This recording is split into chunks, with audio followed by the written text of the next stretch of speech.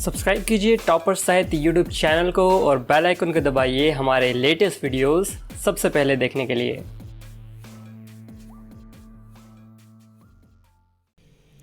नमस्कार दोस्तों, मैं प्रदीप भारद्वाज टॉपर साहित्य चैनल पर आप सभी का स्वागत करता हूं।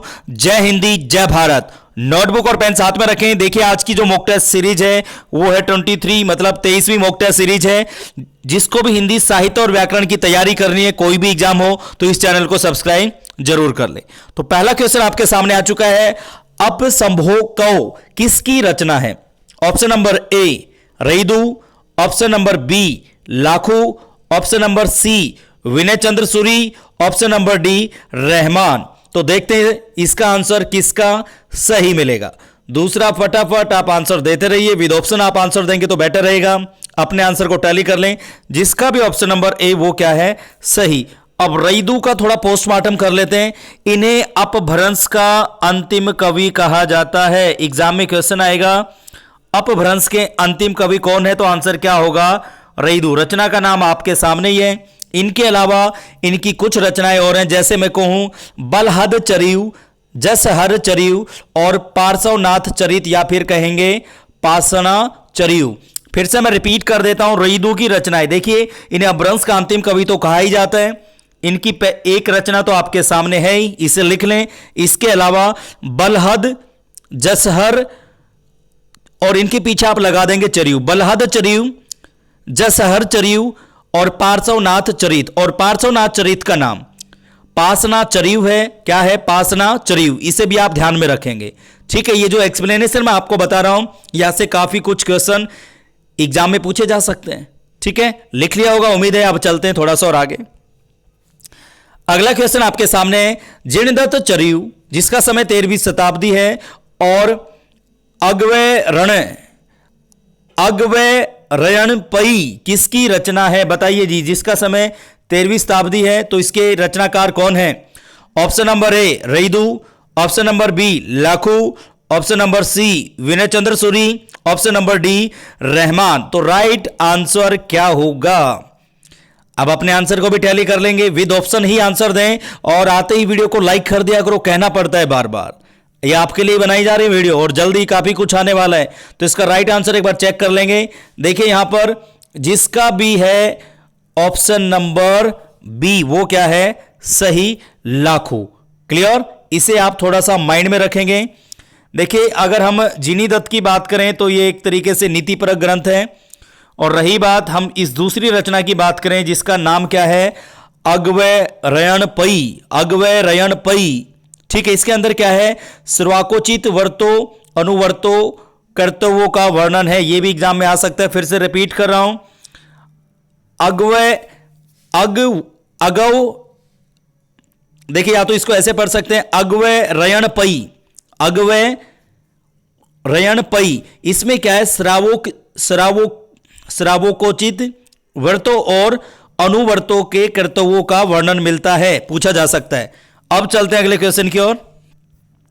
अगला क्वेश्चन आपके सामने श्रीधर की रचना है, कौन सी है? ऑप्शन नंबर ए सुकुमाल चरियु, फिर है पासनाथ चरियु, या फिर भविष्य चरियु, या पार्श्वनाथ चरियु, या फिर सभी। श्रीधर की रचनाएं बतानी है। इंपॉर्टेंट क्वेश्चन है और कई बार एग्जाम में पूछा गया है। यहां से जैसे मैं इसकी बात करूं, यहां पर यह पूछा गया किसकी रचना है, यह आपको पता है, लेकिन अब आंसर दें पहले।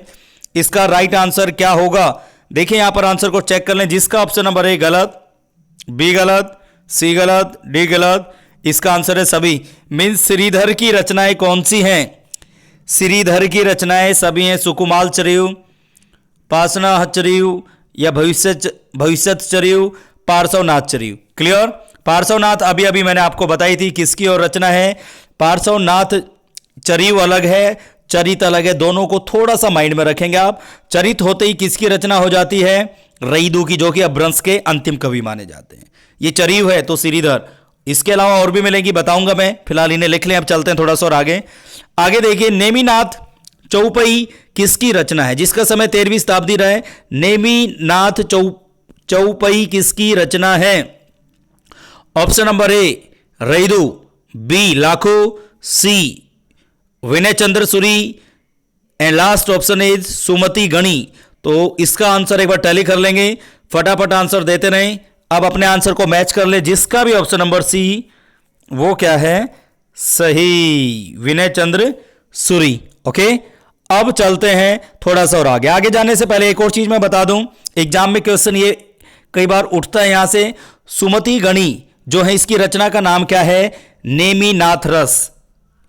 देखिए मिलते जुलते नाम है, नेमिनाथ तो क्या हो गया, सेम का सेम हो गया, पीछे क्या लगा हुआ है, रास, जो किसकी रचना है, सुमति गणी की रचना है, नेमिनाथ रास, इसे लिख लेंगे। नेमिनाथ चौपई किसकी है, विनय चंद्र सूरी, और नेमिनाथ रास सुमति गणी, दोनों को अच्छे से लिख लें और समझ लें, इंपॉर्टेंट है। अब चलते हैं अगले क्वेश्चन की ओर। अगला क्वेश्चन है, चरचरी और उपदेश रसायन रास किसकी रचना है, बताइए किसकी है, चरचरी और उपदेश रसायन रास, वीर, जिंदत सूरी, पदम कीर्ति, रहमान। ये तो सिंपल सा क्वेश्चन है और उम्मीद है कि ये सभी को आता होगा। दूसरा, फटाफट कमेंट कर दें एक बार। और ये जो रचनाएं हैं चरचरी और उपदेश रसायन, कई बार एग्जामिनर पूछ लेता है, तो 12वीं सदी इसका क्या रहा, समय रहा, ये भी क्वेश्चन पूछा जा सकता है। अब इसके राइट आंसर को टैली कर लें, जिसका भी ऑप्शन नंबर बी वो क्या है, सही। चरचरी की अगर बात करें, यहां से एक और क्वेश्चन पूछा जा सकता है। चरचरी में इनके गुरु थे जिनीदत्त सूरी के जिनवल्लभ सूरी, जिनवल्लभ सूरी, उसके यशोगान का वर्णन मिलता है। तो एग्जाम में क्वेश्चन आएगा क्या, जिनीदत्त सूरी के जो गुरु हैं जिनी वल्लभ सूरी, उनके यशोगान का वर्णन किस रचना में मिलता है, वहां पर ऐसे ऑप्शन मिलेगा, चरचरी, उपदेश रसायन। तो आपका आंसर क्या होगा, चरचरी। यशोगान का वर्णन किसके, जिन वल्लभ सूरी, किसके गुरु, जिनदत्त सूरी के गुरु। ठीक है, इसे इंपॉर्टेंट क्वेश्चन माने आप। ओके, अब चलते हैं अगले क्वेश्चन की ओर। अगला क्वेश्चन आपके सामने है, पाषाणः चरियु या फिर पार्श्वनाथ चरित किसकी रचना है, श्रीधर, सुमति गणी या पदम कीर्ति। इंपॉर्टेंट क्वेश्चन है और मैंने एक चीज आपको बताई थी कि ये जो क्वेश्चन है कई बार एग्जामिनर यहां से पुट करता है और हम हर बार कंफ्यूज हो जाते हैं, लेकिन अब कंफ्यूजन नहीं होगी। थोड़ा सा कंसंट्रेट करें, ध्यान से सुने और जो भी क्वेश्चन आपका गलत हो उसे लिख लें तो बेटर रहेगा।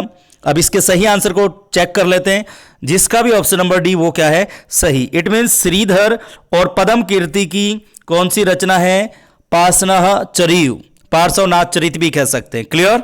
अब चलते हैं अगले क्वेश्चन की ओर। अगला क्वेश्चन आपके सामने आ चुका है, करकंडू चरियु 11वीं सदी जिसका समय है, या कहेंगे सुदंसरण 11वीं शताब्दी, किसकी रचना है, बताइए। ऑप्शन नंबर ए, या ऑप्शन नंबर बी, या ऑप्शन नंबर सी, या ऑप्शन नंबर डी। चारों ऑप्शन आपके सामने हैं, देखते हैं इसका राइट आंसर कौन देता है। देखिए इस सीरीज में उन्हीं रचनाओं को लिया गया है जो हमें याद नहीं होती हैं। इस वीडियो को आप कम से कम 1-2 बार सुन लेना और फिर आपको याद हो जाएगा। नॉर्मल वाली रचनाएं तो आपको याद ही हैं, लेकिन यहां पर उन्हीं को लिया गया है जो एग्जाम में आ सकती है और हमें याद होने में दिक्कत होती है। तो राइट आंसर एक बार चेक कर लेंगे, जिसका भी ऑप्शन नंबर ए गलत, जिसका बी वो भी गलत, जिसका सी है वो क्या है, गलत, और जिसका है डी वो क्या है, सही। देखिए कनकामरी मुनि की रचना है करकंडू चरियु, ठीक है, और है सुदंसरण, ये किसकी है, नयनंद की रचना है। प्लीज इसे लिख लेंगे। ओके, किस किस का सही था ये भी बता दें आप। अब आगे चलते हैं। अगला क्वेश्चन आपके सामने, माइल धवल की रचना है, कौन सी है, बताइए। ऑप्शन नंबर ए द्रव्य साहू प्रकाश, या द्रव्य स्वभाव प्रकाश, या हरिवंश पुराण, किसकी रचना है। फटाफट कमेंट कर दें एक बार। क्वेश्चन नंबर 8, फटाफट बताइए मुझे ये इसका आंसर क्या होगा। थोड़े से कंफ्यूज हो चुके हो हमेशा की तरह, तो राइट आंसर चेक कर लेते हैं। जिसका ऑप्शन नंबर ए है गलत, बी वाला गलत, सी वाला गलत, क्योंकि सभी हैं। द्रव्य स्वभाव प्रकाश का दूसरा नाम क्या है, द्रव्य स्वभाव प्रकाश, ये भी पूछा जा सकता है, ठीक है। दूसरा हरिवंश पुराण भी किसकी है, माइल धवल की रचना है। दूसरा हरिवंश पुराण की अगर हम बात करें तो स्वयंभू का नाम सुना होगा, जिनका समय 8वीं शताब्दी रहा है। उनकी एक रचना का नाम क्या है, पयुंग चरियु, सभी को पता है, लेकिन एक और रचना है रिट्ठो नेमी चरियु, और जिसका दूसरा नाम है अरिस्टे नेमी चरियु। फिर से रिपीट कर रहा हूं, स्वयंभू की रचना है रिट्ठो नेमी चरियु और उसका दूसरा नाम है अरिस्टे नेमी चरियु। तो वो क्या है, कृष्ण से संबंधित है रचना, उसका नाम भी हरिवंश पुराण है। तो माइल धवल की रचना तो है हरिवंश पुराण, और अरिस्टेनेमी और रिठोनेमी का भी क्या नाम है, हरिवंश पुराण, जो कि स्वयंभू की रचना है। उम्मीद है कि एक्सप्लेनेशन अच्छी लगी होगी और इसी से आपका ज्ञान बढ़ेगा। ओके, अब चलते हैं अगले क्वेश्चन की ओर। अगला क्वेश्चन आपके सामने आ चुका है। कोल्लेमाला रचना है, बताइए किसकी है? उद्योतन सूरी, योगेंद्र, देवसेन या फिर कोई नहीं? फटाफट कमेंट कर दें, देखते कौन राइट आंसर देगा इसका। बिल्कुल सिंपल सा क्वेश्चन है, आसान सा क्वेश्चन है और उम्मीद है कि सभी का सही होगा। अभी भी गड़बड़ होगी तो इट मीन्स आपको मेहनत करने की जरूरत है। तो देखिए यहां पर जिसका भी ऑप्शन नंबर ए वो क्या है, सही। कोल्लेमाला क्या है, किसकी रचना है? उद्योतन सूरी की। ओके, याद हो गया।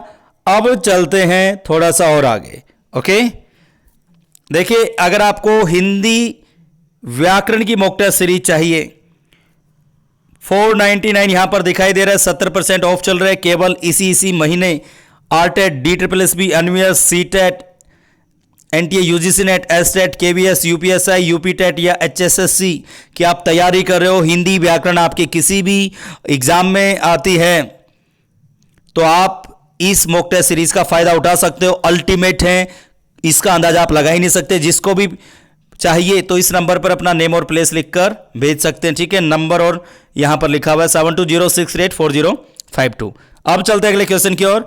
देखिए श्रावकाचार रचना किसकी है, बताइए?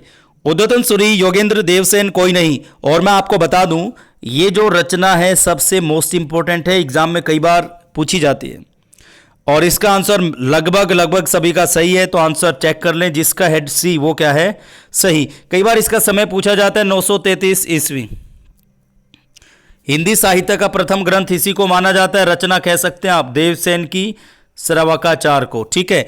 और इसके अंदर क्या है, श्रावक और इसमें श्रावक धर्म के बारे में बताया गया है, ठीक है। ज्यादा डिटेल में जाएंगे नहीं और फटाफट अब आप क्या करेंगे, ऑफलाइन कमेंट करके अपना स्कोर बताएंगे।